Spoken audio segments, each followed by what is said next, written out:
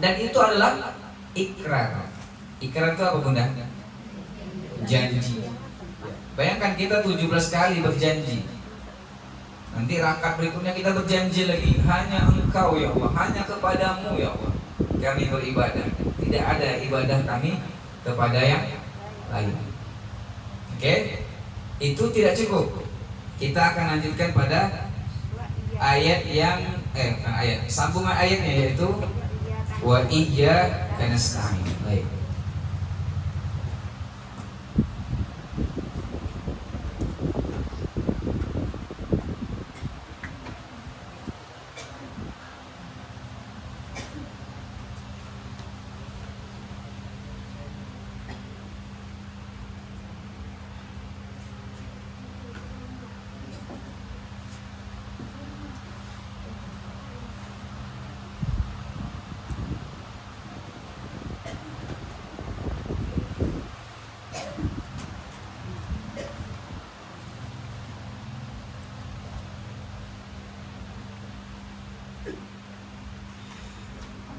Baik. Sekarang coba kita pahami kalimat berikut ini. Ya. Kalau kemarin kita sudah bahas ya, iyyaka ini sudah kita bahas ya. Kalau wa apa artinya bunda? Dan ya. Dan. Iyyaka hanya kepadamu, tidak ada yang lain khusus. Oke? Ini kalimat yang disebut dengan istilahnya hasr, pembatas, pengkhususan. Nasta'in, ini belum kita bahas. Nasta'in itu asal katanya dari kata ista'ana. Ista'ana yasta'inu.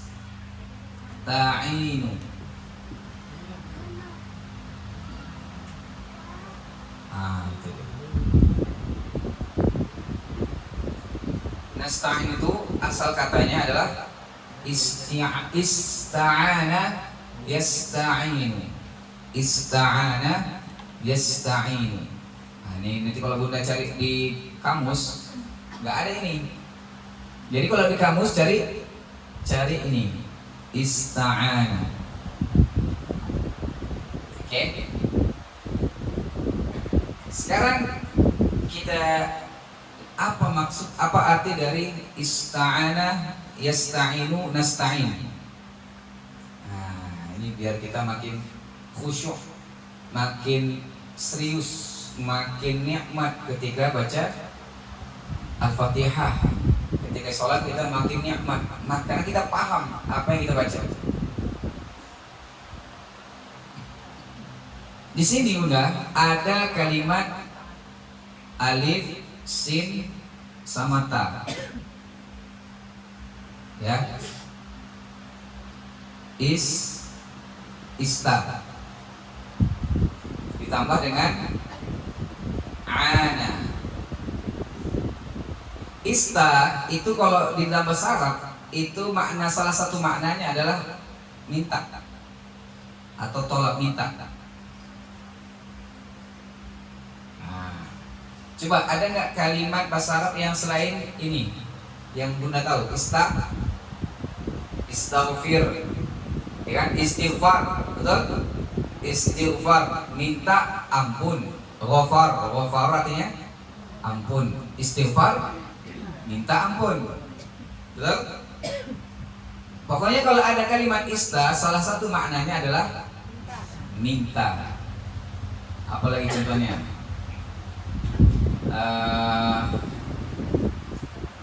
Pinjam misalnya, bahasa Arab pinjam apa? Aro. Kalau minta pinjam dong, asta'ir. Boleh ya tadi. Kalau ditambah ghafara, istighfar, ya kan? Kalau ditambah aro, minjam, asta'ir, minjam, minta sesuatu yang tidak dipinjam. Oke? Setelah kita belajar bahasa dikit ya. Jadi kalau bunda misalnya nih bunda ke Arab ya, umroh, kemudian bunda pengen pinjam sama orang Arab, bilang apa? Asta'ir, saya pinjam. Oke?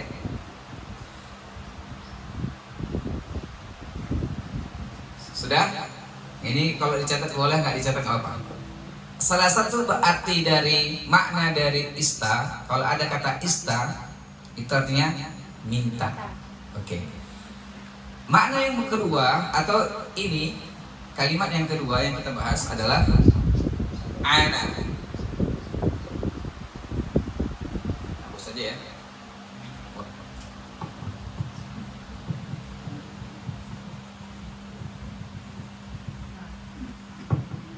Kalau ana ini dari asal kata aun. Aun atau ma'unah. Pernah dengar nggak ma'unah? Aun. Aun itu artinya bantuan, pertolongan. Aun juga artinya dukungan. Aun juga artinya kekuatan. Nah, jadi aun ini maknanya bantuan, pertolongan, dukungan, kekuatan. Oke. Jadi kita baca ini wa iyyaka nasta'in, dan hanya kepadamu kami minta bantuan, kami minta pertolongan, kami minta dukungan, kami minta kekuatan. Itu makna yang lengkapnya. Bukan hanya kepadamu dan hanya kepadamu kami minta tolong. Itu salah satu dari makna aun. Lengkapnya kami minta bantuan, kami minta kekuatan, kami minta dukungan hanya kepada Allah.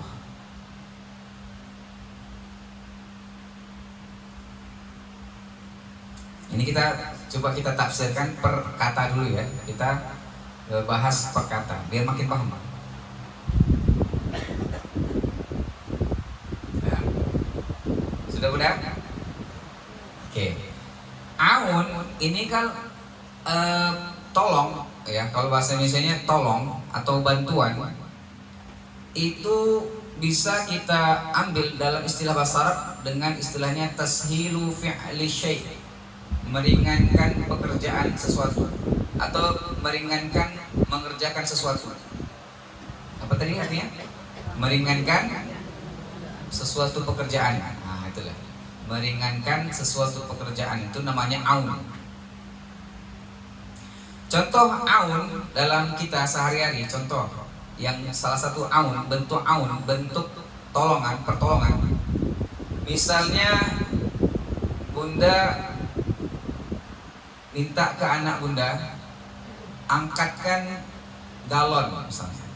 Itu disebut dengan aun.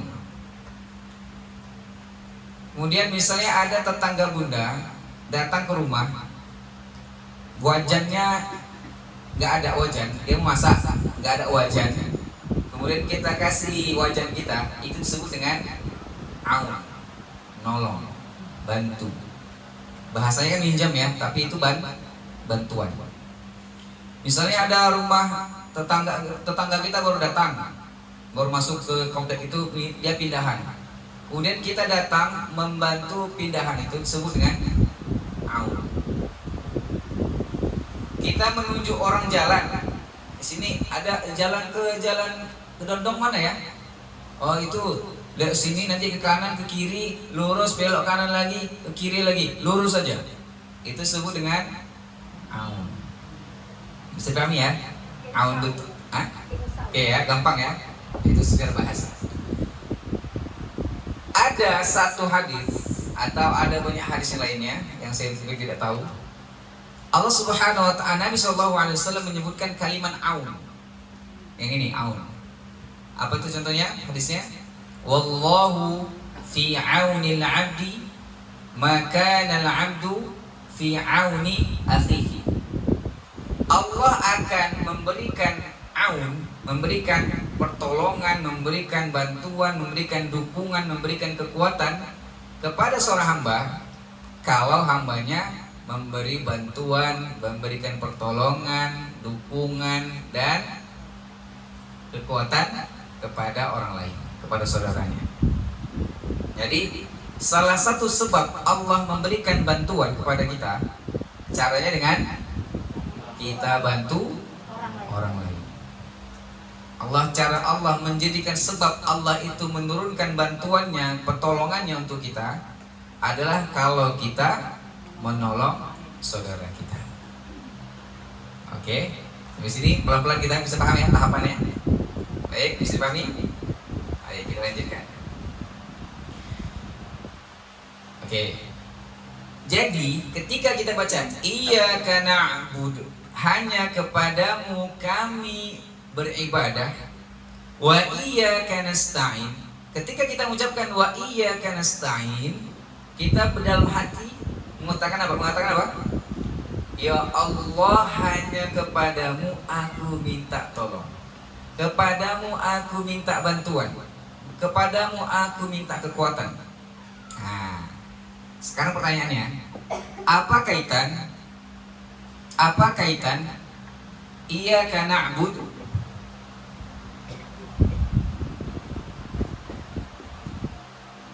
dengan nasta'in? Apa kaitannya? Nah, ini kita akan bahas. Kaitannya adalah ibadah itu adalah tujuan. Oke, saya ulangi. Ibadah adalah tujuan. Sedangkan pertolongan Allah adalah sarananya. Saya ulangi ya. Ibadah itu adalah tujuan. Sedangkan sedangkan pertolongan Allah nasta'in itu adalah sarananya. Maksudnya apa? Tidak akan mungkin kita bisa beribadah tanpa pertolongan Allah. Saya ulangi. Tidak akan mungkin kita bisa beribadah tanpa pertolongan Allah. Oke? Takkan sampai kita ke tujuan tanpa ada sarana yang membuat kita bisa sampai ke tujuan. Makanya, ini oke, udah. Terlalu cepat saya? Enggak ya?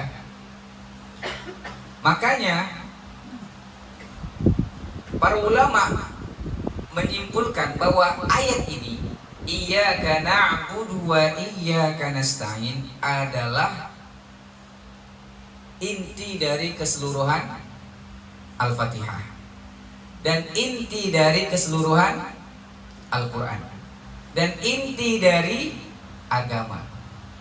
Jadi agama kita hanya isinya cuma dua ini. Satu, ibadah. Yang kedua, pertolongan. Jadi inti ibadah atau agama kita ini hanya isinya cuma dua. Satu, ibadah. Dua, pertolongan.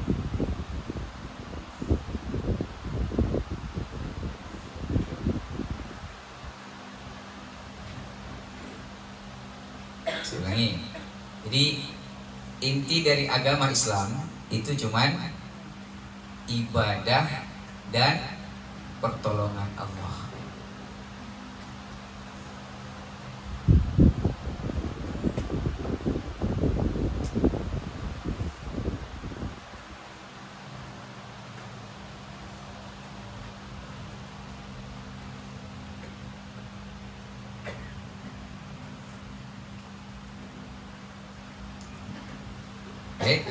Oke, sekarang kita sambung ya.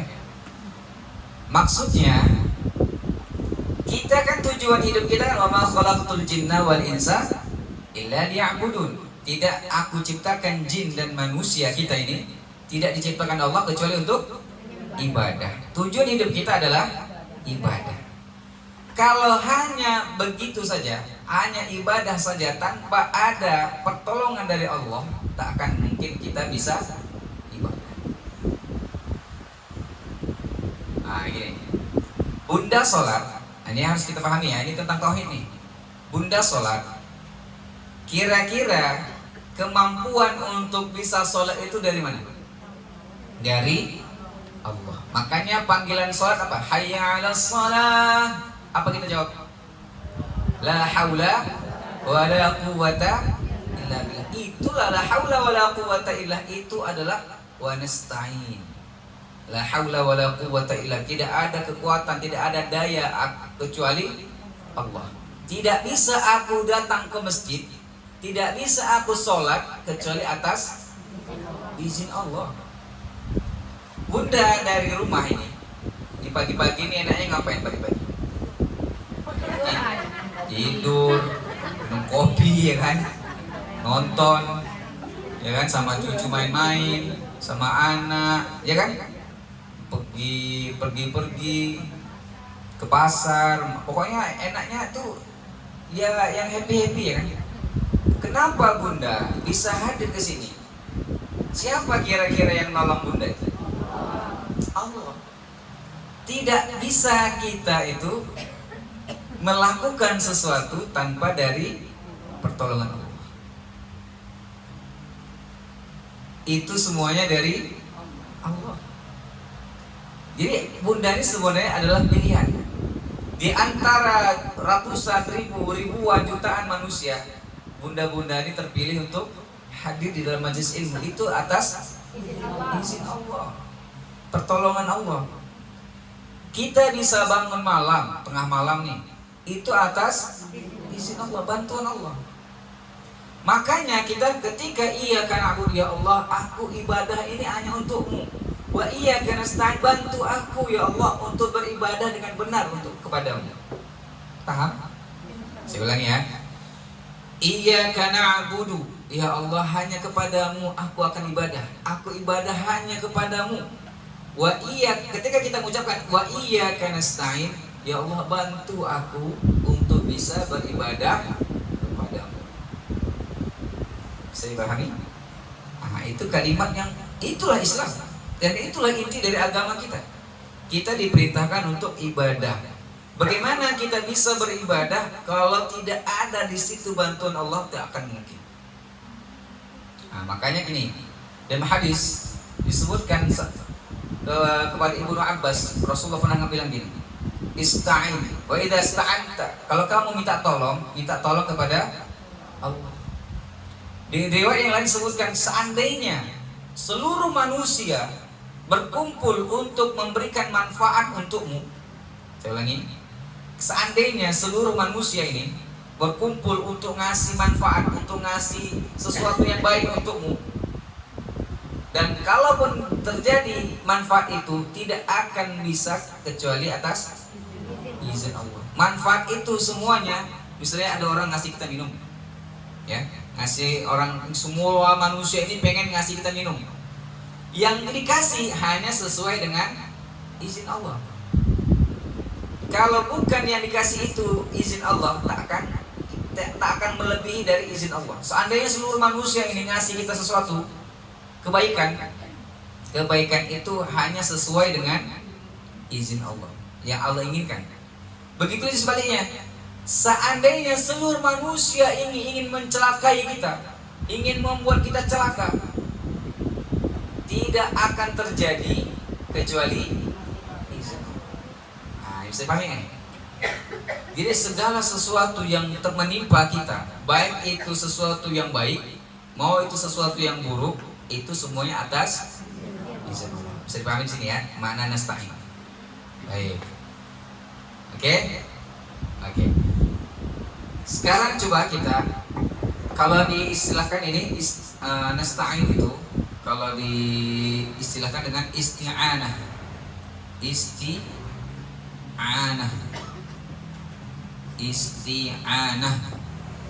Isti'anah itu artinya pertolongan Allah. Sekarang kita coba, apa makna dari isti'anah?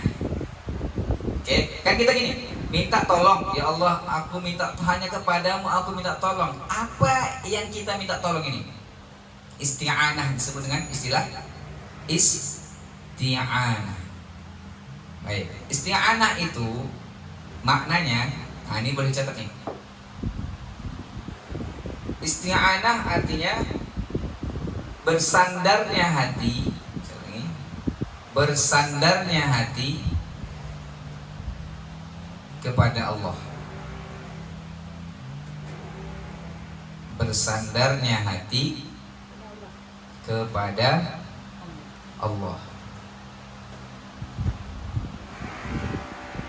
Koma, buat koma ya. Sambil menggunakan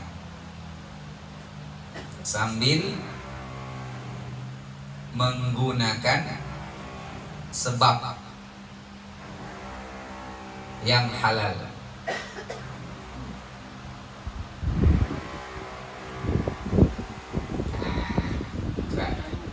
Apa itu isti'anah? Apa itu pertolongan Allah?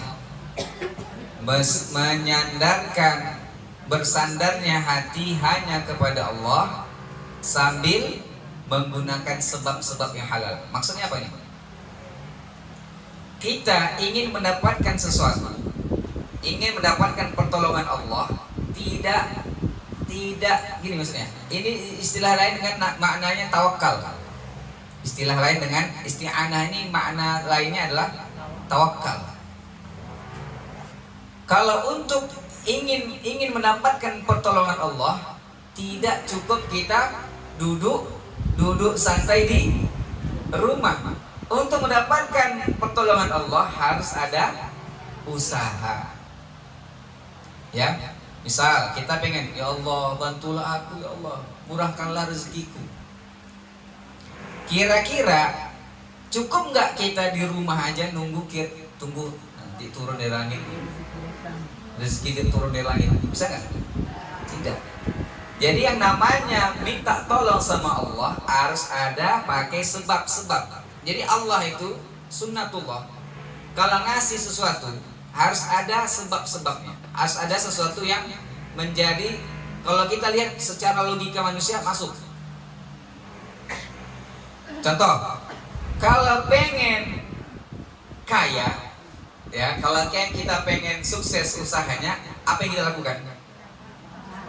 Buka toko, ya kan? Kalau kita pengen usaha kedai lancar nih, jualan lancar, apa yang kita lakukan? Buka kedai dulu, ya kan? Kemudian promo, ya apa namanya, iklan, baru doa.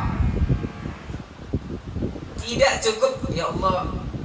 Bisa kita berdoa nih, pengen usaha lancar, ya Allah lancarkanlah usaha saya. Nah besoknya enggak buka kedai, enggak pernah promosi. Kira-kira lancar nggak? Bangkrut, ya kan? Itu inti dari minta tolong. Jadi buah dari isti'anah, buah dari minta tolong itu adalah sifat tawakal. Jadi tawakal itu apa tadi? Tawakal itu sama makna dengan isti'anah. Kita sandarkan hati hanya kepada Allah, berserah diri hanya kepada Allah, namun harus ada pakai sebab-sebab, harus ada usaha. Disebut dengan ikhtiar. Jadi ikhtiar, gimana rumusnya yang benar tuh? Ikhtiar, kemudian ulang. Ikhtiar, ulangi. Usaha, ikhtiar, tawakal, Duit. Baik, rumusnya gini. Pertama, kalau kira-kira kita berdoa itu, ini isti'anah makna juga adalah doa. Ya, kita minta tolong itu kan kita dalam bentuk doa. Ya Allah tolonglah aku, berikanlah aku ini. Itu dan doa ya. Kapan kita berdoa? Kapan kita berdoa? Apakah setelah masalah itu udah sangat berat baru kita berdoa, atau di awal masalah terjadi? Di awal masalah terjadi. Ketika melakukan sesuatu, jangan nunggu udah mentok, udah nggak ada lagi sesuatu yang bisa dilakukan baru ya Allah. Nah, itu udah terlambat. Sebenarnya harus gimana? Ya Allah, ini misalnya mau buka usaha. Ya Allah, aku akan buka usaha hari ini.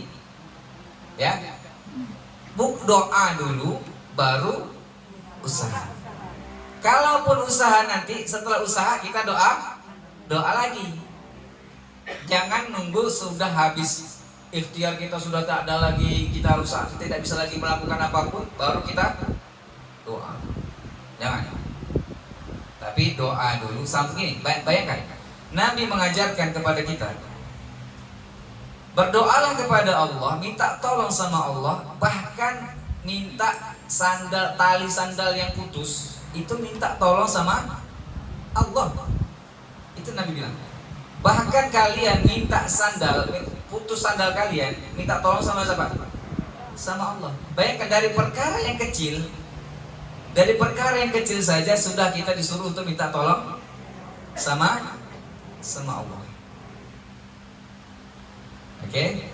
Makanya maknanya adalah la haula wala quwwata illa billah. Tidak ada daya upaya yang kita bisa lakukan kecuali semuanya atas izin Allah Subhanahu wa ta'ala. Baik. Salah satu bentuk pertolongan Allah. Nah, ini penting nih, harus kita pahami. Jadi kan kita doa, ya Allah, ya kita berikrar gini. Ya Allah, hanya kepadamu aku ibadah dan hanya kepada aku minta tolong. Kira-kira salah satu contoh Allah kasih pertolongan sama kita itu apa?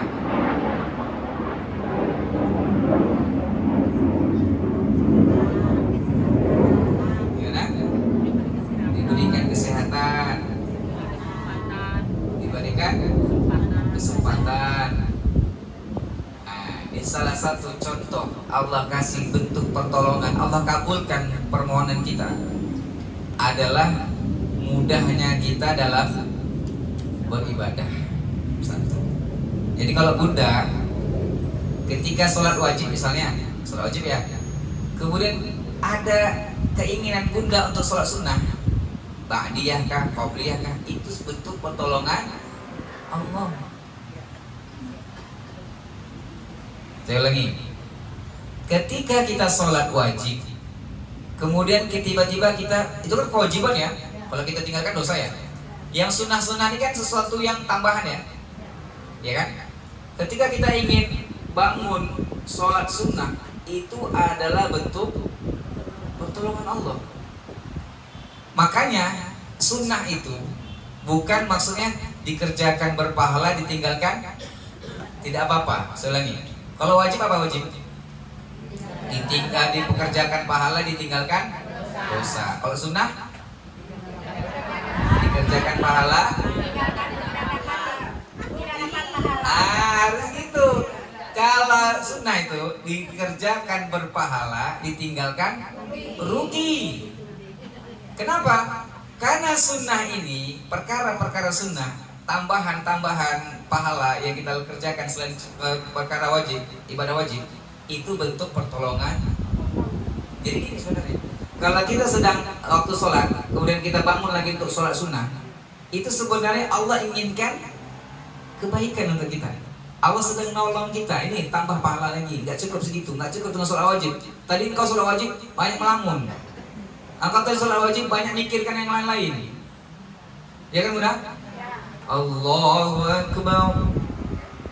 Oh, air mendidih tadi, air masak, lagi masak air tadi misalnya. Anakku makan apa nanti ya? Enaknya siang nanti sholat, siang nanti masak apa ya? Allahu Akbar. Lagi sholat ya, pikir kan? Jemuran ini hujan nih. Allahu Akbar. Di kulkas ada ayam, nanti dia apa aja lah semuanya. Allahu Akbar, cabai nggak ada, beli dulu lah ke pasar. Lagi sholat ngapain? Mikir makan. Oke? Kira-kira dari 100% pahala yang kita dapatkan dari untuk sholat, kira-kira berapa persen yang kita dapat? Banyak lalai, betul? Banyak lalai, banyak bolong-bolong. Nanti di sini ingat, nanti khusyuk. Nanti setelah ini lalai lagi. Oke? Itu masih lebih baik daripada tidak sholat. Tapi kalau bisa kita barengi dengan bagaimana cara untuk menutupi kekurangan itu dengan sholat sunnah. Makanya itu salah satu hikmah kenapa kita disuruh untuk menjaga sholat rawatib, menjaga sholat sunnah itu, agar ibadah wajib kita menjadi lebih sempurna. Kita tutup, kita tambal lubang-lubang yang tadi kecuri sama setan. Karena memang ada setan khusus untuk menggoda manusia. Kalau bisa datang nanti dia, datang setan khusus yang dikirim sama iblis untuk mengganggu manusia sholat. Tinggal berapa persen yang kira-kira dapat pahalanya kita? Makanya dengan sholat sunnah. Ketika kita sedang berdiri sholat sunnah, itu yang kita yakini bahwa itu kita sedang ditolong sama Allah. Maka kalau kita tidak tergerak hati kita untuk sholat sunnah, maka harus kita apa-apain? Sedih. Berarti aku kemarin sedang tidak ditolong sama Allah. Berarti Allah sedang tidak memperhatikan aku. Nah, itu yang harus kita pahami. Itu namanya apa ya? Batin ya. Perasaan yang kita merasa selalu diawasi sama Allah. Bisa pahami ya? Nah, mulai hari ini jangan kita anggap sunnah kok, ngapain lah, kan sunnahnya. Kalau dikerjakan pahala, kalau nggak kerjakan nggak apa-apa. Salah. Sunnah itu apa? Dikerjakan berpahala, ditinggalkan rugi. Oke? Karena semua aktivitas kita dalam ibadah itu semuanya atas pertolongan Allah, izin Allah. Ada aja nanti, ya misalnya kita pengen ibadah nih, tiba-tiba ada aja yang ganggu kita. Itu sebenarnya bentuk Allah sedang tidak nolong kita. Makanya kalau kita tidak merasa atau kita sedang merasa ibadah kita kurang dan kita merasa santai-santai aja, dipertanyakan diri kita, ditanyakan hati kita. Makanya para ulama itu sering-sering mereka nangis ketika baca ayat ini. Iyyaka na'budu wa iyyaka nasta'in. Sudahkah Allah menolong aku hari ini untuk ibadah? Kalau sudahkah tadi malam aku sholat tahajud?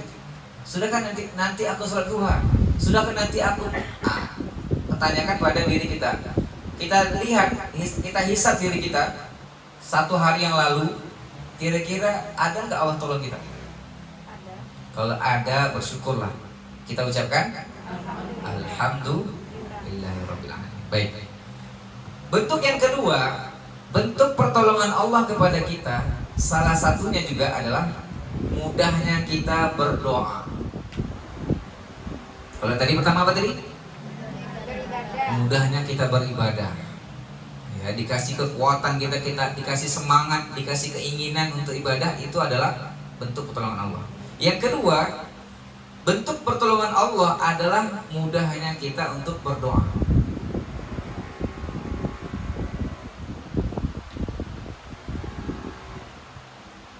Mudahnya kita berdoa.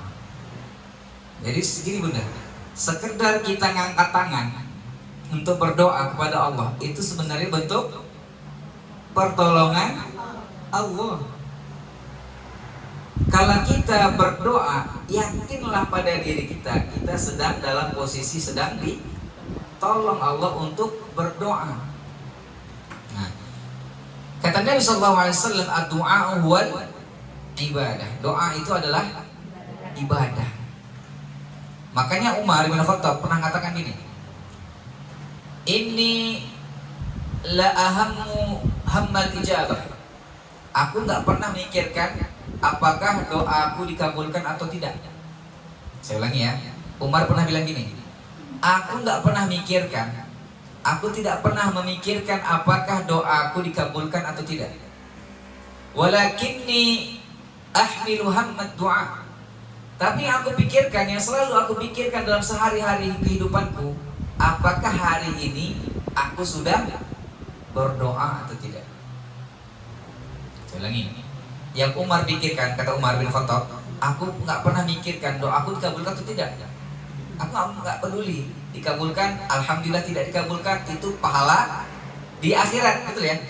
Jadi doa itu 3 kemungkinan. Kita misalnya ngangkat tangan di berdoa nih, tidak ada ruginya.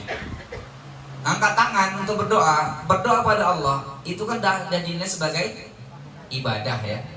Dan itu 3 kemungkinan dalam doa kita. Doa yang kemungkinan pertama, doa kita langsung dikabulkan. Jadi keinginan kita, apapun keinginan kita ketika kita berdoa dikabulkan, itu kemungkinan yang pertama, langsung dikabulkan. Kemungkinan yang kedua, doa kita ini sebagai pengganti, Allah ganti dengan yang lebih baik. Jadi Allah bilang, enggak itu yang terbaik untukmu, yang ini. Kita minta misalnya apa? Ya Allah berikan aku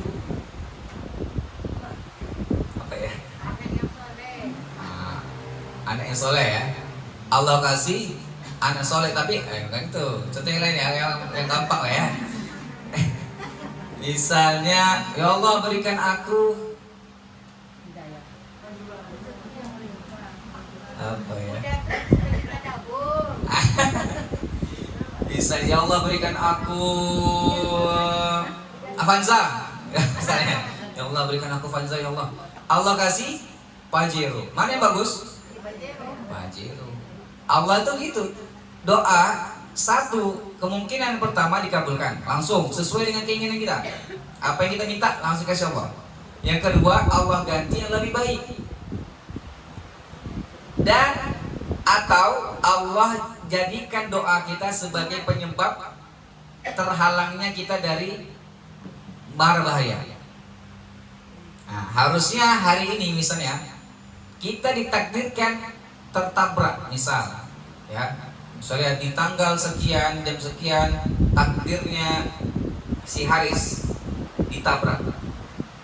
Karena saya berdoa minta keselamatan keluar rumah tadi, bismillah tawakkaltu 'ala Allah, berdoa keluar rumah berdoa, yang harusnya takdirnya hari itu ditabrak, Allah ganti dengan keselamatan. Bisa pahami? Jadi maksudnya apa? Jadi takdir itu bisa berubah, bisa. Takdir, ya kita harus pahami takdir. Takdir itu sudah Allah tetapkan 50.000 tahun sebelum Allah ciptakan langit dan bumi. Kita ini umurnya berapa, tinggalnya di mana, anaknya berapa, nikah sama siapa. Pokoknya sudah ada ketetapan 50.000 tahun sebelum Allah ciptakan langit dan bumi. Sudah dalam ilmu Allah, dalam Lauh Mahfuz. Oke? Namun takdir yang Allah tentukan itu bisa Allah ubah disebabkan apa? Doa. Makanya kata Nabi, la yuraddul qada'u illa bid-du'a. Tidak bisa mengubah takdir kecuali doa.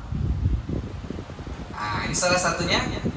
Ini juga saya sampaikan di mana, di majlis Nur Amin ya, kemarin ya. Doa itu kata Nabi, ad-du'a wal qada', doa yang kita panjatkan kepada Allah, kemudian qada, takdir yang ditentukan Allah kepada kita, ya'tadijan, saling berbenturan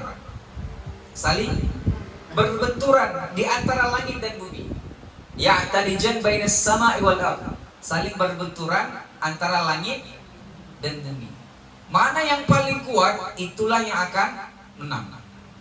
Jadi doa yang kita panjatkan semakin banyak, semakin sering, semakin kita merengek, menangis, itu semakin kuat.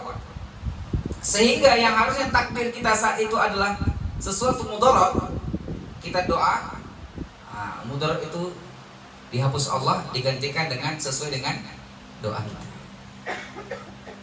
Pahami ya bunda ya? Ini kekuatan doa ini. Ini kekuatan doa, the power of doa. Kekuatan doa. Doa ini kuat sekali. Makanya disebut Nabi ad-du'a silahul mu'min. Apa kata Nabi? Doa itu adalah senjata orang beriman. Senjata tuh, kalau senjata tuh gimana Bunda? Senjata itu dipakai saat kita waktu sebelum kita berperang atau setelah kena tusuk? Sebelum kan? Jadi doa yang namanya senjata itu kan pakai, wah ini ada musuh, kita ada sektor senjata kita. Atau lagi perang, tusuklah aku dulu, baru aku akan keluarkan senjataku. Gimana yang betul? Keluarkan dulu senjata, oke itu dia. Teng teng teng teng teng teng teng teng. Nah itu namanya doa. Doa itu ada senjata. Jadi senjata itu dikeluarkan dulu sebelum dapat masalah atau ketika menghadapi masalah, keluarkan senjata kita dulu. Doa dulu. Nah itu kekuatan doa. Subhanallah. Oke. Yang mana tadi? Sebelum itu. Ya kemungkinan doa yang kedua ya. Tadi kan doa yang digantikan mara bahaya, diubah sebagai pelindung dari mara bahaya. Dan yang ketiga kemungkinan doa itu Allah jadikan tabungan kita nanti di akhirat. Jadi doa itu nggak ada ruginya. Kemungkinan pertama dikabulkan, kemungkinan kedua diganti dengan lebih baik atau dilindungi dari mara bahaya. Yang ketiga, tabungan di akhirat. Sehingga kata Nabi gini, ada hadis disebutkan dalam sebuah riwayat. Sehingga ada orang yang doanya di dunia itu banyak nggak dikabulkan. Saya ulangi ya. Sehingga ada seseorang kata Nabi, ketika nanti dia di akhirat disidang sama Allah, kemudian ditampakkan padanya pahala doa yang tidak dikabulkan. Banyak doa-doa dia yang tidak dikabulkan di dunia. Oke? Kemudian Allah tampakkan pahala doa yang tidak dikabulkan itu. Apa dia bilang? Aduhai, seandainya semua doaku nggak dikabulkan. Jadi apa yang dia sesalkan apa? Kenapa doaku ada yang dikabulkan? Kenapa nggak semuanya aja nggak dikabulkan? Melihat betapa besarnya pahala doa. Nah, ini menjadikan kita menjadi apa? Husnuzan sama Allah. Jadi ketika kita doa dikabulkan, alhamdulillah. Tidak dikabulkan, alhamdulillah. Ingat ya, makna alhamdulillah ya. Dikabulkan alhamdulillah, tidak dikabulkan alhamdulillah. Berarti kalau nggak dikabulkan, bisa jadi diganti dengan yang lebih baik, atau sebagai penghalang kita harusnya dapat musibah, kita tertahan oleh doa kita. Atau yang ketiga diganti dengan dibalas nanti sebagai tabungan di akhirat. Rugi atau untung? Jadi sekedar kita mengangkat tangan. Nah, ketika kita setiap merasakan sesuatu, entah itu bahagia, entah itu sedih, kita angkat tangan doa. Itu sebagai pertolongan Allah. Allah sedang menolong kita. Ente mau pahala nggak nih? Nah, nih Allah itu kalau ingin sesuatu kebaikan kepada diri kita, Allah akan berikan kita kemudahan-kemudahan dalam beribadah. Salah satu ibadah itu apa? Doa. Mengangkat tangan kita untuk berdoa itu adalah bentuk pertolongan Allah Subhanahu wa ta'ala. Maka kalau kita malas-malas berdoa, tanya pada diri kita, apa dosa kita? Kita tanya itu, evaluasi, muhasabah. Kalau seandainya hari ini tidak ada berdoa, hari ini malas ibadah, maka tanyakan pada diri kita, dosa apa yang kita kerjakan sehingga Allah halangi, Allah tutup pertolongan Allah untuk kita. Tanya. Makanya kalau ada orang bisa tahajud nih, malam kemarin tahajud, malam ini nggak tahajud, tanya, dosa apa ya aku kemarin lakukan ya? Kok aku nggak bangun tahajud ya? Nah itu bisa dipahami ya? Karena bangunnya kita sholat malam itu bentuk pertolongan Allah. Seperti yang kita bahas kemarin. Na'budu, kata kami beribadah, ya kan? Kami ibadah itu adalah bentuk apa? bentuk mengecilkan ego kita. Manusia ini sombongnya luar biasa.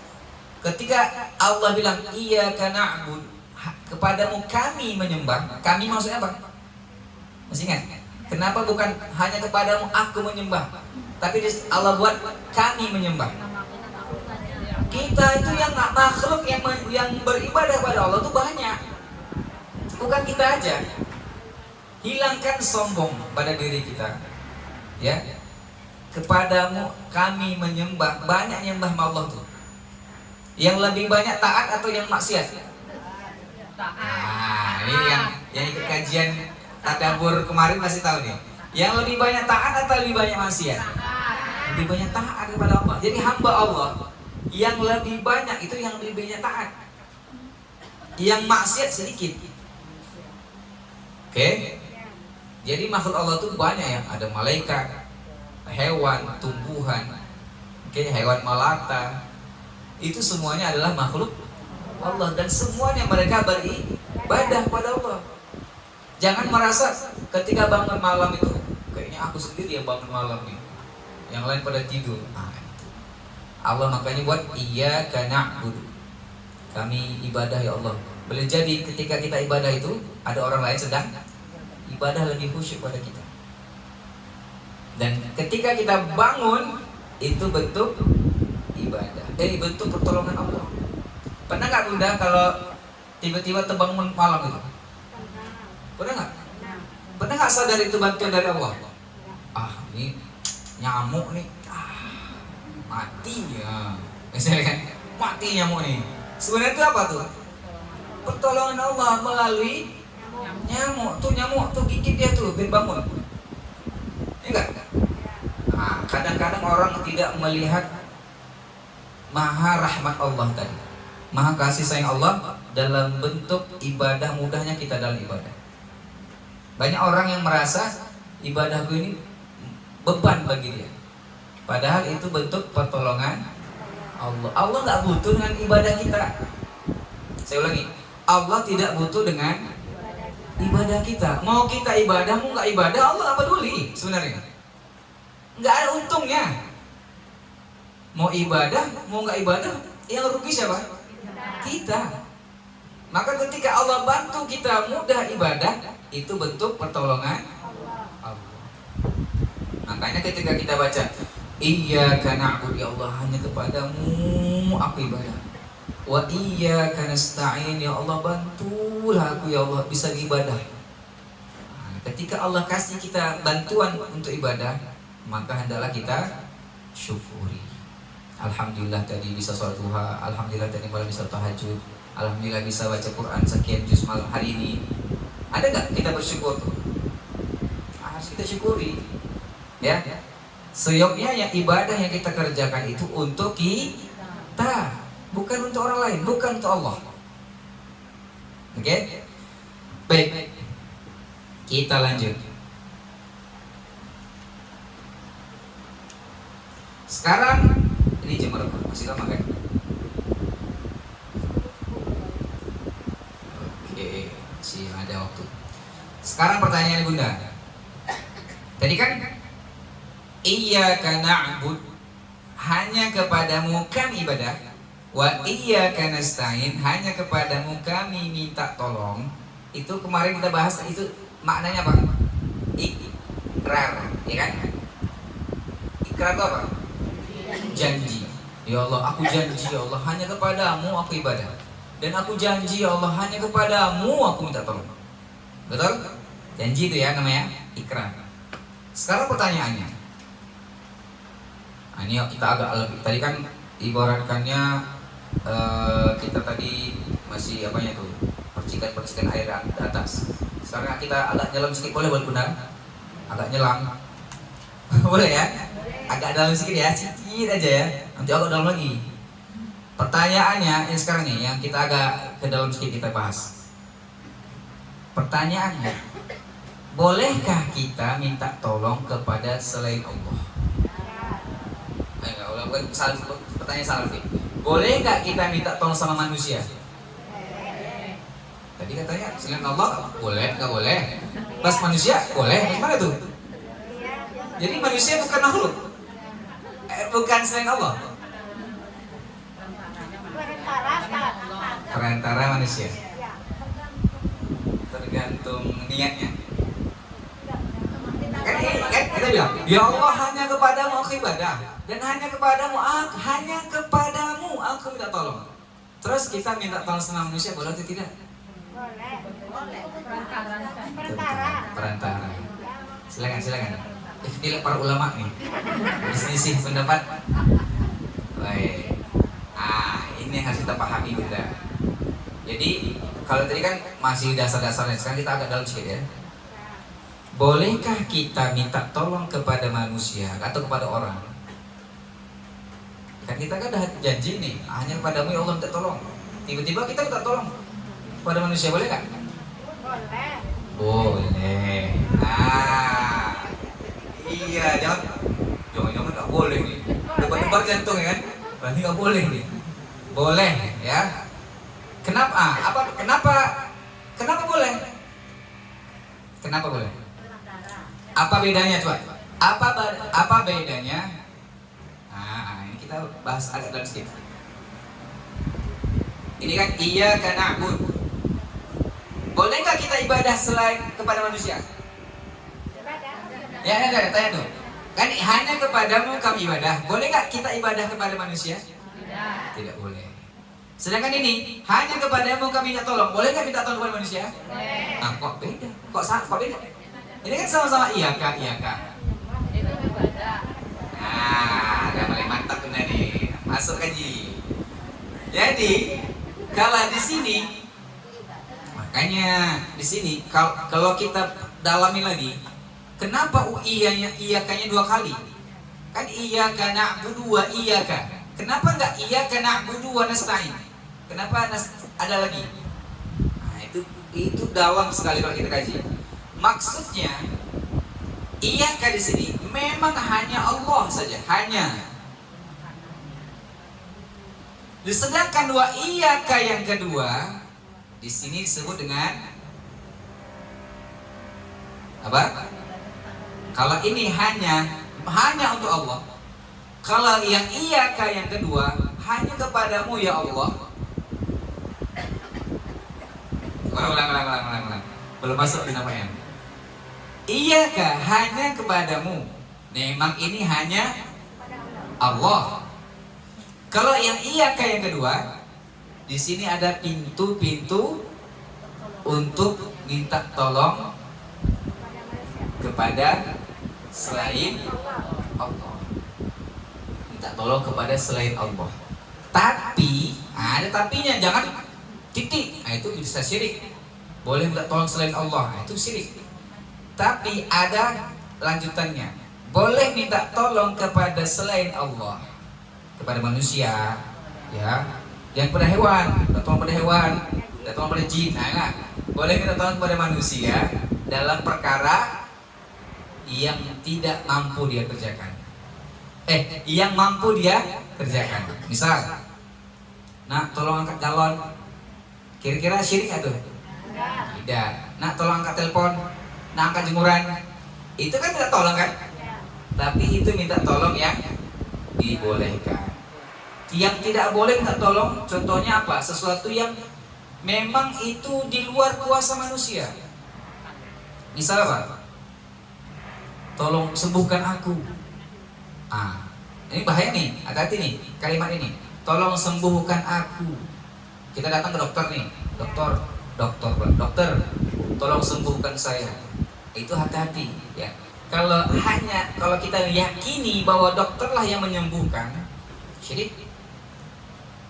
Maka ketika kita minta ke dokter tuh, kita bilang apa? Dokter, tolong saya ingin berobat, saya punya penyakit ini. Ya. Dokternya bilang apa? Kami akan usaha, hasilnya Allah. Itu betul dokternya. Tapi kalau dia bilang, oke, saya yakin bisa sembuhkan ibu. Itu kalimat yang di luar kuasa manusia, itu bahaya. Makanya kata para ulama, antara syirik dan tauhid itu tipis. Kalimat yang kita ucapkan kadang-kadang itu bisa syirik. Makanya kita dianjurkan untuk baca syahadat setiap mau sholat. Ya nggak, doa apa? Doa wudhu. Apa doa wudhu? Sawudhu. Asyhadu. Kita berisyahadat lagi. Jangan-jangan kita tadi syirik. Kita menduakan Allah dalam sesuatu perkara yang hanya Allah yang bisa mengerjakannya. Kesembuhan itu milik Allah. Untung ku tolong kau tadi. Kalau nggak mati kau. Itu apa tuh? Syirik. Untung ku tolong kau. Berarti aku yang nolong dia untuk hidup. Itu bahaya. Kadang-kadang kalimat syirik yang tidak kita sadari. Untunglah ada aku tadi. Kalau enggak tabrak kau. Misalnya ya. Ya kan? Untunglah ada aku. Itu bahayanya. Itu pakai hati. Untunglah Allah ilhamkan kepadaku untuk menolongmu. Itu kalimat yang panjang kali tapi Ustaz. Ini Ustaz nih pasti yang bilang gini nih. Ada orang yang menolong kita. Untunglah Allah mengilhamkan kepadaku, aku bisa menolongmu. Kan panjang kali kan? Tapi itu tauhid ya. Tauhid ini tipis dengan syirik. Kita harus pahami, jangan sampai kita mengucapkan kalimat yang Allah murka. Kita bahas kemarin ya. Ada kalimat-kalimat yang Allah tuh murka dengan kalimat itu, yang Allah benamkan kita ke dalam neraka 70 musim. Gara kalimat yang Allah nggak suka. Itu pun punya aku gitu misalnya. Allah bilang, itu kan punya aku. Kesembuhan punya Allah. Ya, keselamatan punya Allah. Oke? Maka kalimat-kalimat seperti itu dihilangkan. Kita boleh minta tolong ke dokter untuk berobat, tapi kita yakini yang menyembuhkan Allah. Izin dari Allah. Bisa dipahami? Contoh yang di luar kuasa manusia, rezeki misalnya. Makanya nggak boleh datang ke manusia yang katanya manusia pintar. Katanya manusia pintar, paranormal. Itu nggak boleh datang. Kepada dukun. Dukun tuh kan dia sok tahu tuh kan. Kayaknya ibu nih. Iya. Oke. Dia nebak aja sebenarnya itu. Dari wajah ibu punya masalah. Dia kan punya masalah maka datang di situ. Nampaknya ini. Saya lihat dari wajah ibu nampaknya besok ibu nih sakit nih. Gara-gara kita dengar kayak 3 hari lagi saya sakit. Itu kita yakini betul atau tidak saya sakit? Betul sakit, bukan karena betul juga dukun ini bilang sakit aku. Kita bilang betul juga dokter asing dukun nih. Kadang-kadang tebakan bisa betul. Ini kita bahas ada kalimat ini, rajman bil ghaib. Ya, banyak manusia yang menebak-nebak perkara yang ghaib. Maka nggak boleh datangi dukun. Apa hukumannya kalau datang ke dukun? Tidak, kalau kita nih, ada 2 nih. Kalau kita datang ke dukun itu sekarang ini agak canggih sekarang. Ya, kalau dukun tuh rambutnya gondrong, ya kan? Pakai baju hitam, serba hitam, wajahnya seram. Dulu, kalau sekarang banyak model-model dukun, pakai sorban, pakai tasbih. Akhirnya dicabulinya, ya kan? Banyak kejadian-kejadian orang-orang yang datang, apalagi wanita, itu mudah ditipu daya. Akhirnya, dibuatlah sesuatu yang subhanallah. Kalau kita baca berita, subhanallah, mengerikan. Kenapa? Karena kita percaya kepada dukun. Datang kepada dukun ini, kata Nabi, siapa yang datang ke dukun, percaya, datang kepada dukun saja, datang kepada dukun, maka tidak akan diterima 40 hari 40 malam sholatnya. Satu. Yang kedua, siapa yang datang kepada dukun mempercayai, udah percaya, mempercayai apa yang dia sampaikan, membenarkan apa yang dia sampaikan, maka telah, kata Nabi, telah kafir, telah mengingkari apa yang disampaikan kepada Nabi Muhammad SAW. Ini Islam. Makanya jangan minta tolong kepada dukun. Kalau barang hilang, dukun, barang saya hilang, gimana ya? Banyak nggak gitu? Banyak nggak orang datang ke dukun cari benda hilang? Subhanallah. Itu Itu bahaya. Itu minta tolong kepada manusia yang dilarang. Kenapa? Itu di luar kuasa manusia. Minta jodoh ke dukun boleh nggak? Minta jodoh. Minta. Nah itu yang berita kemarin kan di TV. Seorang ibu udah berapa tahun, belasan tahun nggak hamil ya, nggak punya anak.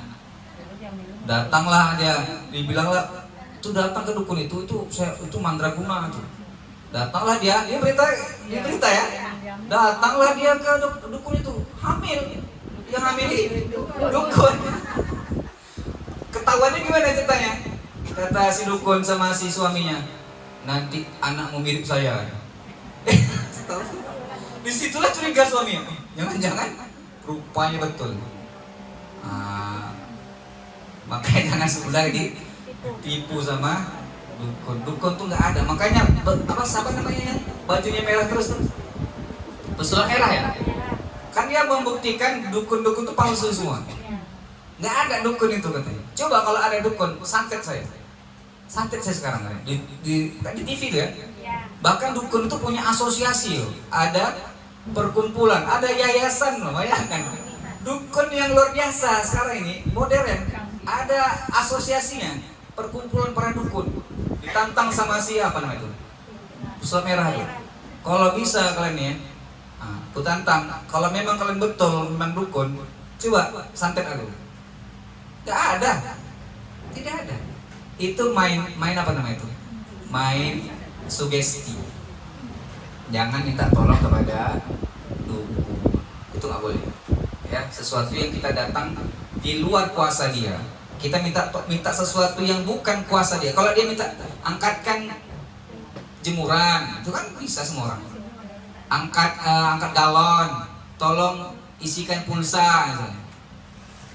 Tapi ini ada juga yang kelompok yang ekstrim, kelompok yang agak ekstrim. Dia menganggap bahwa minta tolong itu hanya pada Allah, tidak boleh pada manusia.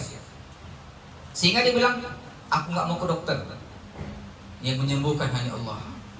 Aku hanya minta tolong sama Allah. Boleh nggak? Tidak boleh. Nah itu yang kelompok yang sangat ekstrim tuh. Jadi dia bilang, aku hanya minta tolong sama Allah. Iya karena stain. Gak boleh sama yang lain. Mana manusia itu syirik. Nah itu gak boleh ya benar. Yang benar adalah boleh minta kepada manusia di posisi yang dia bisa bantu. Kalau di luar kuasa dia gak boleh. Oke.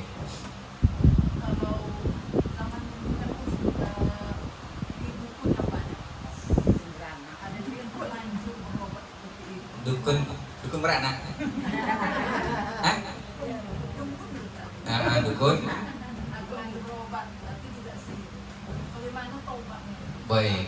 Nah, jadi dulu pernah di masa-masa jahiliyah dulu pernah datang ke dukun dan saya pernah menyaksikan sendiri juga. Ya. Dulu di kampung kami ada kedai. Ini kan jalan ya, depan pasang bangun kedai. Datang dia depan pas depan rumah dia pasang kedai juga. Saya bangun kedai juga. Tiba-tiba yang pertama kali bangun tuh turun penjualannya. Datanglah dia, ini kayaknya aku dikena dukun sama dia. Akhirnya dia tanya dukun lagi. Oh dia main dukun, aku datangkan dukun lagi, ya kan? Akhirnya apa kata dukunnya? Oh iya, kau ini kena apa nih? Gitu. Dukun pula. Pasti ini bikin takut. Kau iya betul, usahamu nih kena tutup sama ada dukun yang sangat kuat ini. Akhirnya datanglah dukun ke rumah dia. Diginikannya, saya pernah lihat saksi langsung. Waktu saya kecil masih. Ambil telur katanya. Terus digosok-gosoknya ke tangan. Pernah lihat telurnya? Gosok-gosok. Pecahkannya. Terus, wih, ada merah. Rupanya saya baru tahu sekarang itu trik. Si pesulap merah ada yang kasih tahu. Itu trik rupanya. Biar kita, iya betul aku kenapa. Akhirnya muncul penyakit yang nggak ada penyakit. Gara-gara kita sugesti, aku kena santet nih. Akhirnya kita meyakini bahwa kita dapat penyakit. Betulan sakit. Nah, Kalau seandainya kita udah terlanjur datang nih ke dukun, bagaimana tobatnya? Tobatnya adalah jangan ulang lagi. Ya, satu, jangan kita datangi lagi. Itu yang berlalu biarlah berlalu. Ya, mungkin hanya kita tetap bertobat pada Allah. Ya, minta ampun sama Allah atas kelalaian kita, kekhilafan kita. Yang kedua, ya, perbaiki, iringi dosa dengan amal soleh. Jadi kita pernah dilakukan dosa yang besar itu, iringi atau tambah dengan amal-amal soleh yang banyak. Nah, kita banyak bersedekah, kita banyak sholat, agar dosa-dosa yang lalu itu tertutupi dengan pahala kita. Itu tobat, dan jangan pernah ulangi lagi. Itu karena kita melakukan karena memang tidak tahu, ya kan? Tidak tahu dan tidak ada ilmu. Nah, maka mulai hari ini kalau udah tahu, jangan pernah datang dukun. Dukun ini Bunda, saya bilang tadi, zaman sekarang dukun itu bentuknya modern sekarang. Ada orang misalnya di kampung itu, misalnya dia, tengoklah, ayahku bisa jalan di atas air. Nah, benar nggak Bunda? Di kampung istri saya ada. Atau itu katanya dulu pernah jalan di atas air. Bagaimana? Itu sakti itu kalau dia berobat sama dia pasti sembuh. Pasti sembuh. Kalimatnya yang udah itu kan sesuatu yang punya Allah itu. Di atas air. Coba kita bayangkan ya. Siapa yang paling soleh di dunia ini? Nabi Muhammad. Kita ambil satu contoh. Nabi Muhammad orang yang paling soleh, yang paling taat. Kira-kira beliau kalau pas perang kebal nggak badannya? Luka, patah giginya, ya kan? Patah gigi Nabi itu. Ngangkut besi di pipinya Nabi itu, digigit sama Abu Ubaidah al-Jarrah, Ibn Jarrah. Tarik giginya sampai giginya Abu Ubaidah al-Jarrah itu potong apa? Putus, ompong. Nabi pun kena giginya, berdarah. Boleh nggak kita mengatakan kalau ada orang yang kebal, oh ini berarti soleh nih, ibadahnya banyak nih. Ada orang yang berjalan di atas air. Kira-kira Nabi pernah kita dengar berjalan di atas air? Pernah Bunda? Nah, makanya kadang-kadang orang ini masih mengikuti pemahaman Buddha, pemahaman yang di Hindu, di Jawa itu kan. Kalau dulu kan zaman dulu kan yang bisa terbang, ya kan, yang bisa jalan di atas air, itu yang jago tuh. Nah, biar sabeng, ya. Dan itu tuh nggak tahu tahiyatan nggak tuh. Itu kan cita-cita dari turun-temurun ya. Nah, itu hati-hati dengan kesyirikan antara tauhid dan tasyirik itu sangat tipis. Jangan sampai kita tertipu, ya. Yang harus itu syirik kita bilang itu benar. Baik, kita kemana-mana nih. Lanjut. Sekarang boleh nggak kita minta tolong sama manusia? Boleh ya. Sesuai dengan kemampuan dia. Minta misalnya kita berobat boleh, sama dokter boleh. Dan sangat dianjurkan. Maksudnya kalau sakit jangan kita bilang, udahlah Allah kan sembuhkan, hanya minta tolong sama Allah, nggak boleh. Itu malah yang salah. Ya. Nabi SAW kalau sakit minta berobat. Nabi kalau ketika waktu hijrah mau ke Madinah itu minta tour guide, ada tour guide-nya, minta tolong kepada penunjuk jalan. Kan Nabi kan bisa aja, ya Allah tunjukkan aku jalan yang mana yang benar nih, jalan ini ke Madinah ini, mana yang aman, bisa aja kan? Dan memang Nabi lakukan, sehingga pertolongan Allah dalam bentuk siapa? Ada manusia yang tahu jalan, menunjukkan jalannya, bukan langsung terbuka jalan seperti terbukanya lautan, enggak. Bisa paham ya Bunda ya? Baik, lanjut.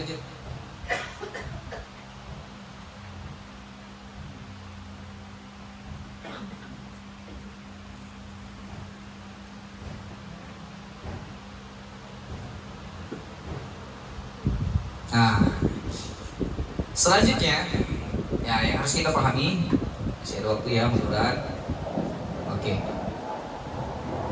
Sehingga ini harapan kita Bunda, harapan kita semuanya, ketika kita paham tentang iyyaka na'budu wa iyyaka nasta'in, kita itu ketika sholat menikmatinya, menghayatinya. Bagaimana cara kita mentadaburi dalam sholat, contoh ya, kayak tadi kita udah praktek ya.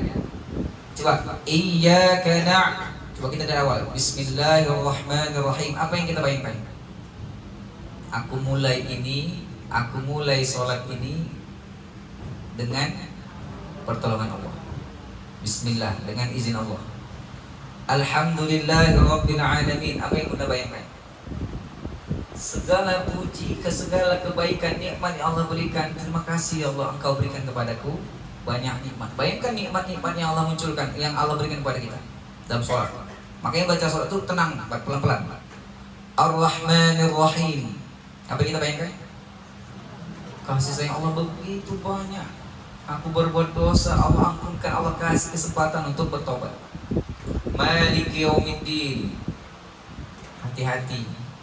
Setiap dosa Allah akan balas. Dan setiap kebaikan Allah juga akan balas. Allah itu maha membalas. Dan nanti pembalasan pada hari kiamat. Iyyaka na'budu, ya Allah, hanya kepadamu aku menyembah. Wa iyyaka nasta'in, dan hanya kepadamu aku minta tolong. Tolonglah aku untuk bisa beribadah. Satu. Yang kedua, ya Allah, aku punya masalah. Wa iyyaka nasta'in, ya Allah, aku punya masalah, punya sesuatu yang berat dalam hidupku. Hanya Engkau lah yang bisa nolong aku ya Allah. Tolong selesaikan ya Allah. Makanya salah satu hikmah banyaknya musibah kita itu sebenarnya itu bentuk kasih sayang Allah agar kita kembali kepada Allah. Kadang-kadang kita itu bisa khusyuk sholat kalau banyak masalah. Betul nggak benar? Kalau lagi banyak masalah, sholatnya insya Allah khusyuk. Nangis, pokoknya kalau ada masalah khusyuk. Itu bentuk kasih sayang Allah sebenarnya. Bentuk pertolongan Allah kita biar lebih dekat sama Allah. Ya, nah ini harus kita pahami. Ketika ada masalah, ketika ada problem, ketika ada sesuatu yang berat dalam hidup kita, ya, itu sebenarnya cara Allah untuk agar kita lebih dekat, agar kita kembali lagi pada Allah Subhanahu wa Ta'ala. Kalau sakit, kira-kira kalau sakit lebih khusyuk nggak? Lebih khusyuk. Kita udah merasa mati nih, lebih khusyuk lagi, betul ya? Baik. Maka kita ucapkan wa iyyaka nasta'in, hanya kepadamu ya Allah aku minta tolong, tolonglah aku menyelesaikan masalah ini. Dan atau kita minta ya Allah berikan aku tetap sabar, karena sabar adalah ibadah. Jadikan aku orang yang tetap sabar dalam menghadapi musibah. Karena kalau kita sabar adalah bentuk ibadah. Bisa pahami Bunda? Baik, sekarang kita coba untuk tadabbur amal. Apa yang bisa kita amalkan dengan ayat ini? Nah, ini penutup nih. Ya. Oke, sebelum kita ambil tadabbur, kita ambil poin tawakal. Tawakal itu ada 3 cara, ada 3 tanda orang-orang yang tawakal. Nah, ini boleh dicatat. Sudahkah kita tawakal sama Allah? Ya, karena Allah perintahkan hendaklah kita bertawakal kepada Allah. Setelah kita melakukan sesuatu hendaklah kita tawakal. Apa itu tawakal? Berserah diri, pasrah pada Allah. Betul ya? Ada 3 tandanya. Jadi ada 3 tanda orang yang betul-betul tawakal pada Allah. Yang berserah diri, dia menyerahkan semua kepada Allah. 1. Tanda orang yang tawakal itu yang pertama, ikhtiar dulu baru pasrah. Jadi orang yang tawakal itu dia usaha dulu, ikhtiar dulu baru pasrah. Maksudnya apa? Tangan kerja, kaki usaha, hati berdoa, lisan berdoa, hati bersandar kepada Allah. Jadi nggak cukup kita doa aja, habis itu kita udahlah tunggu hasil aja. Nah, harus ada usaha, ikhtiar. Yang kedua, tanda-tanda orang-orang yang bertawakal adalah hatinya tenang. Hatinya tenang, apapun hasilnya. Nah, itu ciri-ciri orang yang tawakal tuh Bunda. Apapun tenang, hatinya tenang apapun hasilnya. Karena dia yakin apa yang Allah pilih untuk dia adalah yang terbaik. Nah, itu. Yang ketiga, tanda-tanda orang yang tawakal adalah tidak menggantungkan hati kepada manusia. Tidak menggantungkan hati kepada manusia. Tidak menggantungkan hati kepada manusia. Dengan maksud boleh minta tolong kepada manusia. Kalau ditolong alhamdulillah, kalau tidak alhamdulillah juga. Udah gitu aja. Ditolongnya alhamdulillah, nggak ditolongnya alhamdulillah. Ya, tidak kita berharap betul hanya engkau lah yang bisa bantu aku. Nah, jangan ngomong itu sama manusia. Hanya engkau lah, tolonglah aku. Enggak, ya. Kalau ditolongnya alhamdulillah, nggak ditolongnya alhamdulillah. Ya, kita gantung 3 itu aja.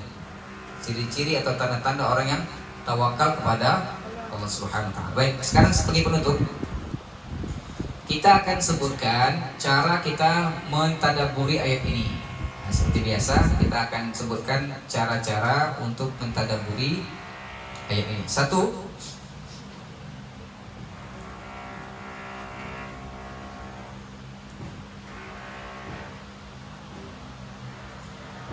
Jika masalah sudah mentok itu bahasa Indonesia. Wah, buntu. Jika masalah sudah buntu,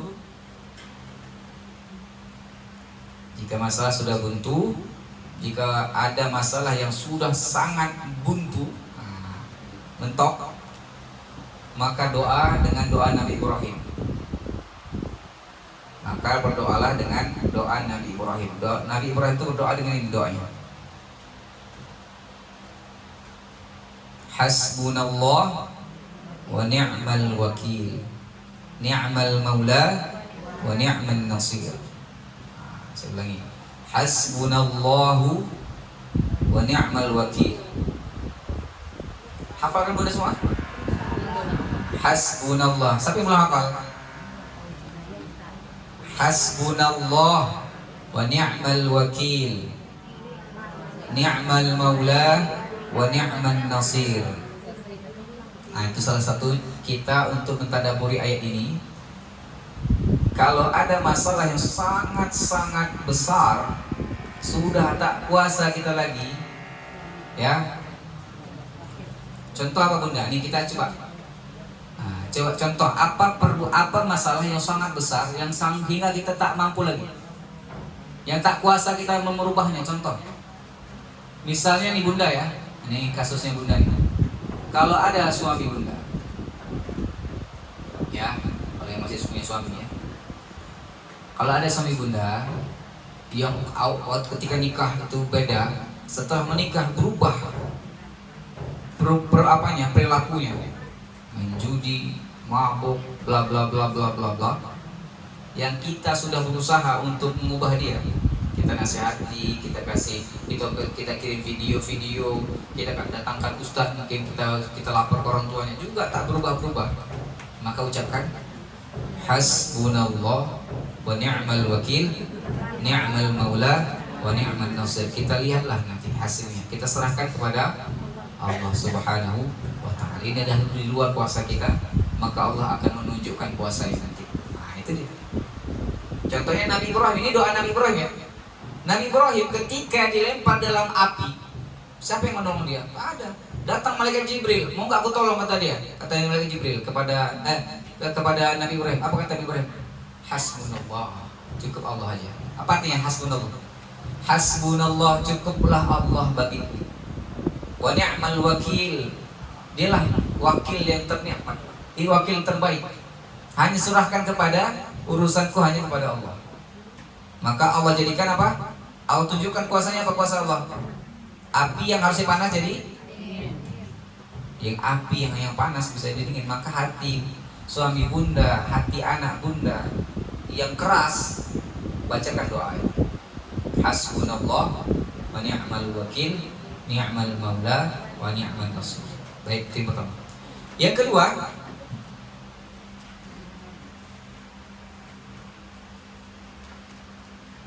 bukan kedua. Doa yang kedua, tadi kan doa hasbunallah wa ni'mal wakil, ni'mal maula wa ni'mal nasir. Oke. Doa yang kedua, sering-sering kita baca la haula wala quwwata illa billahil aliyil azim. Itu masih poin pertama tadi ya. Kalau ada masalah yang mentok yang sudah besar, tak bisa kita lagi rasanya menghadapinya, baca la haula wala quwwata illa billah. Nah, ini salah satu tips untuk menangani anak, ya benar.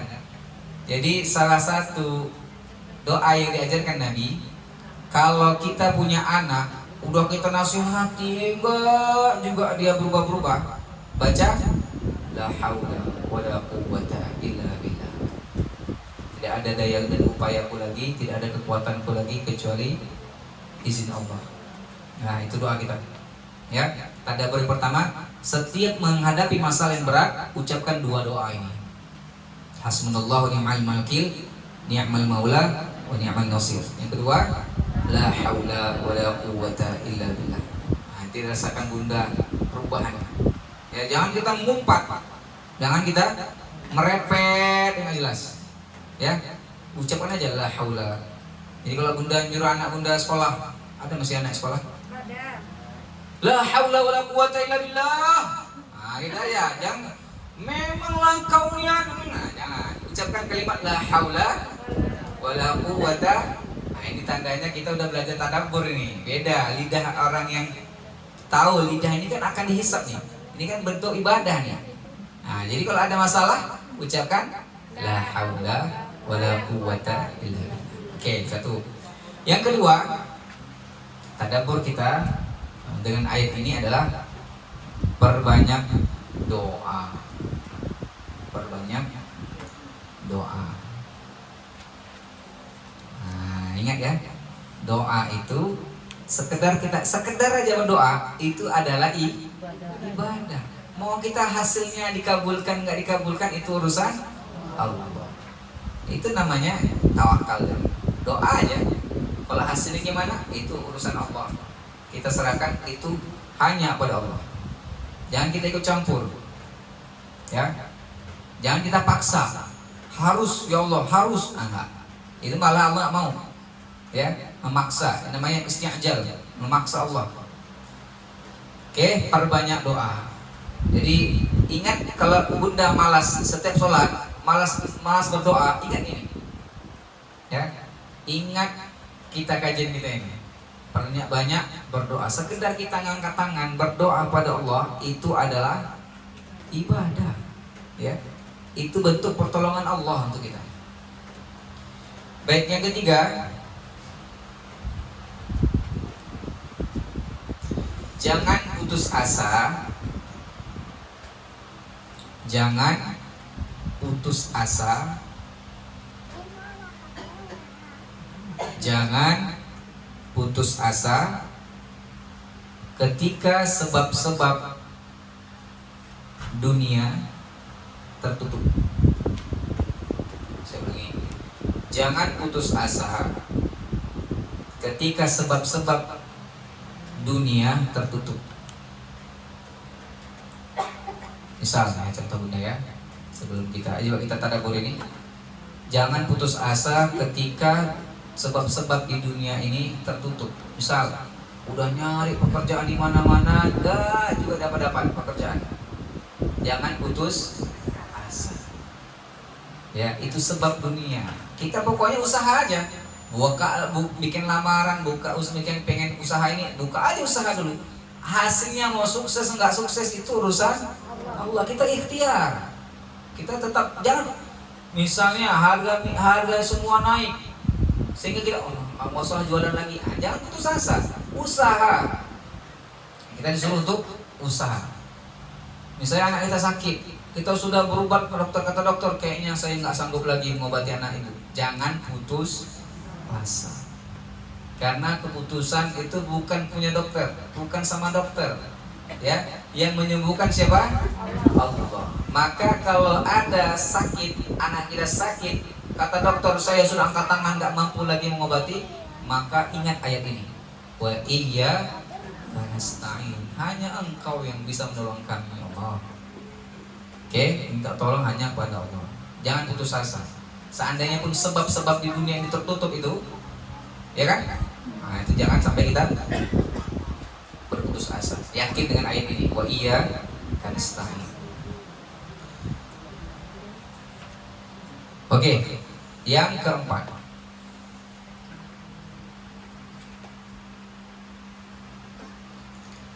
jangan sombong jika berhasil.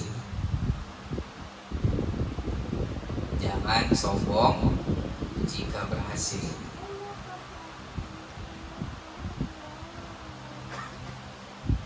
Koma. Tiga dikte nek sekolah ya. Jangan sombong jika berhasil, koma, tenang di tengah kesulitan. Tenang di tengah kesulitan. Tenang di tengah kesulitan. Koma lagi. Koma, tidak putus asa ketika gagal. Tidak putus asa ketika gagal. Jadi kita ulangi.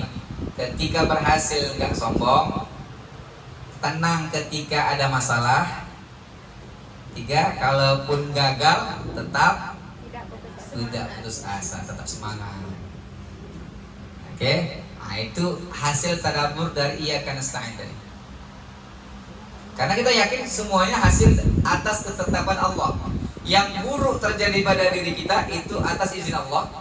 Kalaupun yang baik, izin Allah juga. Jadi semua yang menimpa kita itu izin Allah. Jadi kita tenang aja. Oh inilah, berarti ini keputusan Allah nih. Inilah yang terbaik untuk aku. Dan yang terakhir nomor 5. Nah, nomor 5, bantu orang lain yang membutuhkan bantuan. Nah, ini salah satu cara atau sebab-sebab Allah menurunkan bantuannya untuk kita. Bantu orang lain yang membutuhkan bantuan. Sebenarnya kita bantu orang itu untuk siapa sebenarnya? Untuk kita. Kita mengeluarkan infak, sedekah, zakat, itu untuk siapa? Zohirnya nampaknya kayak orang kita kasih harta kita berkurang ya, kita kasih ke orang lain. Sebenarnya itu untuk kita. Makanya kalau membantu orang lain, ingat sebenarnya kita sedang membantu diri kita. Yang harta kita sekarang ini bukan milik kita, titipan. Allah titip sama kita. Maliki yaumiddin. Allah titipkan ini harta untuk kita. Allah lihat ini yang harta bekas ini untuk apa? Nggak gunakan. Nah, ketika ada orang yang minta bantuan sama kita, apalagi dia minta ya, jangan sampai kita tolak. Kasih aja bantuan. Dengan niat untuk menolong diri kita sendiri. Nah, bisa pahami benar ya? Kalau soal harta jangan pelit berarti. Soal tenaga kalau ada orang minta bantu ini jangan sungkan bantu. Ya. Agar Allah pun membantu kita. Wallahu fi 'aunil 'abdi maka kana 'abdu fi 'auni akhihi. Allah itu akan menolong seorang hamba kalau hamba itu menolong saudaranya. Oke. Demikian materi kita tadabbur pada pagi hari ini. Silakan ada pertanyaan. Masih ada waktu kan?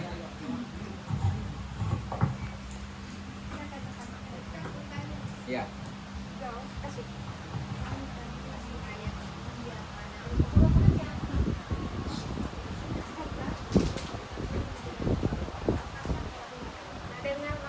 Ulangi. ayat iya karena dua iya karena nasta'in, Ya. kan di situ kita berhenti sejenak, kita berdoa. Apakah sholat kita sah sholat kita, Ustaz? Baik. Jadi kalau kita baca iyyaka na'budu wa iyyaka nasta'in, kita berhenti. Kemudian kita berdoa. Sah nggak sholat kita? Sah kalau kita doanya pakai bahasa Arab. Jadi kalau bahasa Indonesia, jangan ucapkan kalimat-kalimat. Jadi doa itu boleh kalau dalam sholat pakai bahasa Indonesia, bahasa Arab. Ya doa apa? Rabbana atina fid dunya hasanah, Allahumma rzuqni misalnya. Boleh. Tapi ya seperti pernah nggak bunda dengar ketika Imam Masjidil Haram, ketika dia baca ayat-ayat yang dia sedih gitu, misalnya tentang neraka, dia doa tuh, Allahumma ajirni minan nar, Allahumma ajirni. Dia berdoa tuh. Jadi ketika sholat, sedikit lagi baca ayat, dia doa. Nah itu boleh. Jadi kita baca ayat, kemudian kita ayat ini yang sangat menggugah hati kita berdoa gara-gara ayat ini, boleh. Nah, tapi lebih baik, ini lebih baik ya, lebih aman, doa di luar sholat. Di luar sholat. Kalaupun mau doa, banyakin doa di akhir sujud, di sujud. Nah, sujud terakhir atau setiap sujud boleh doa. Nah, karena itu waktu yang atau tempat yang sangat dekat kita dengan Allah. Ya, antara hamba dengan Allah itu dekatnya di waktu kapan? Waktu sujud. Hanya doa waktu sujud.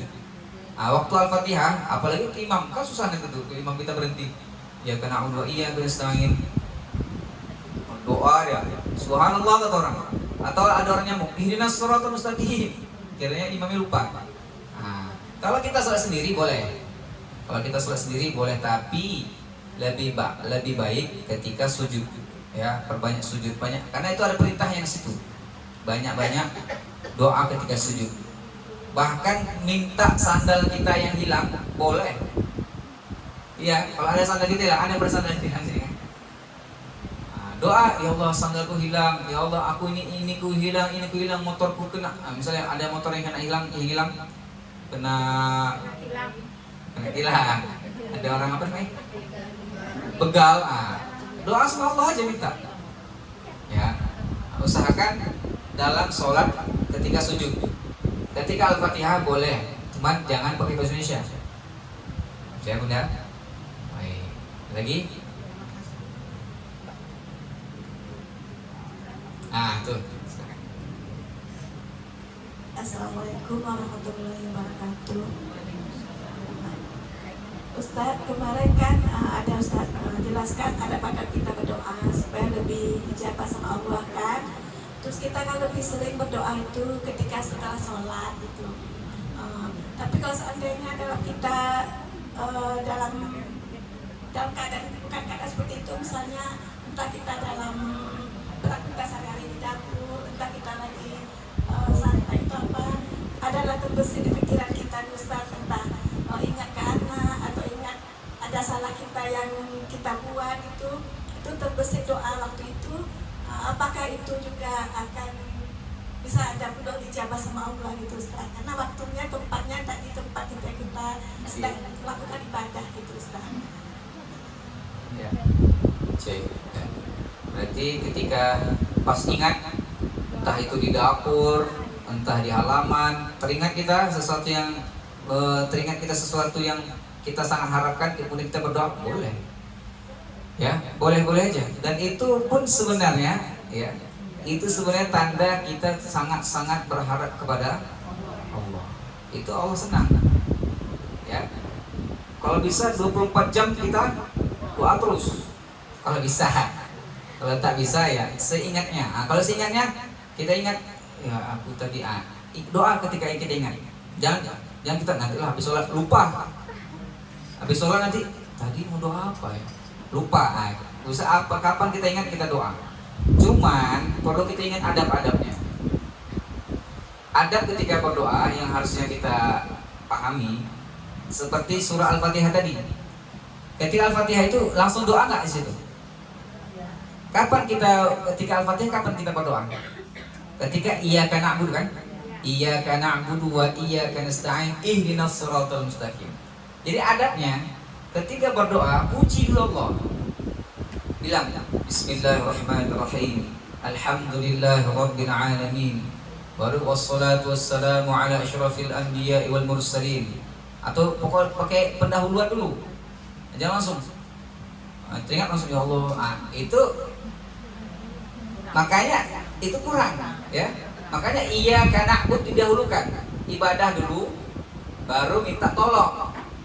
Jangan minta tolong dulu baru ibadah. Nah, jadi doa itu ada bagaimana? Puji-puji Allah dulu. Puji-puji Allah dulu baru kita sampaikan doa kita. Gitu Bunda ya? Ah, itu adabnya. Barakallahu fikum. Lagi? Jelas? Nah, ini sudah selesai nih, sudah selesai nih. Iyyaka na'budu wa iyyaka nasta'in. Berapa pertemuan kita nih? 4, 3, 4 pertemuan. Subhanallah, Masya Allah ya. Nah ini yang panjang ini jangan sampai kita lupa ya. Yang penting apanya, amalnya.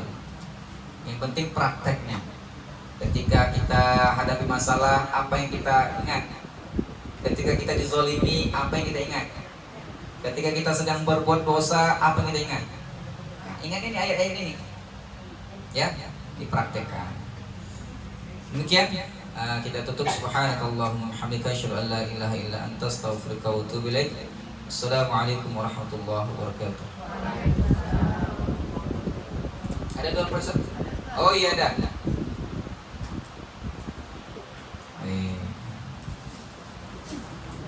Saya salut dengan Bunda nih. Ini kajian kita panjang tapi kok badan nggak ngantuk nih? Hah? Ngantuk ya?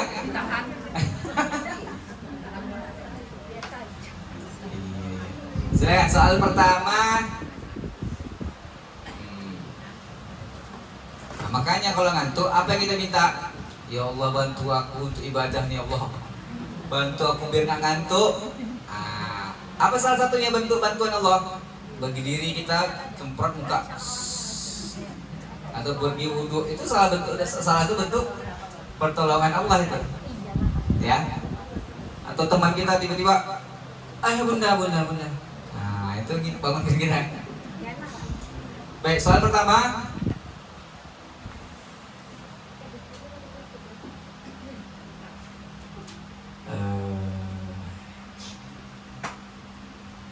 Coba jelaskan tadabbur, apa yang kita tadabburi ketika kita baca iyyaka na'budu wa iyyaka nasta'in dalam sholat. Tadi dah kita lihat. Ketika iyyaka na'budu wa iyyaka nasta'in, ketika kita sholat itu, apa yang kita renungi di situ? Silakan. Gampang kan? Hah? Iya, yang belum. Silakan. Tadi kan saya sampaikan ya. Iyyaka na'budu wa iyyaka nasta'in. Apa yang kita ucapkan tuh? Apa yang kita renungi di situ? Silakan Bu.